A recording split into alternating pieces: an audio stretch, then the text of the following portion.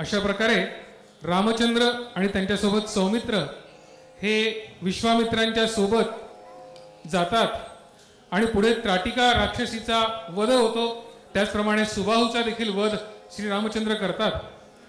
त्याप्रमाणे मारीचास समुद्रात बुडवून देतात आणि विश्वामित्र हे अनेक दिव्यास्त्रे आणि अनेक विद्या श्री रामांना शिकवितात। ईश्वरी रचनेप्रमाणे श्री राम जानकी विवाह हा होणारच होता, परंतु त्यासाठी असं म्हणतात ना, ईश्वरी कार्य होण्यासाठी कार्य घडावं लागतं आणि म्हणून श्री रामाला कोणीतरी घेऊन जाणं आवश्यक होतं मिथिला नगरीसाठी।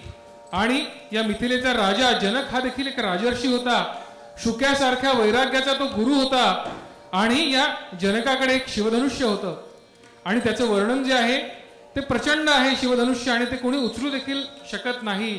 केवळ मानवच नाही तर दैत्य किन्नर देखील त्याला उचलू शकत नाही, अशा प्रकारचं हे धनुष्य जनकाकडे होतं। आणि हे धनुष्य जो कोणी उचलेल त्याला सीता वरणार होती आणि त्यामुळे देशोदेशीचे राजे हे सीता स्वयंवरात सहभागी होण्यासाठी आणि तो पण जिंकण्यासाठी म्हणून मिथिलेत जाणार होते।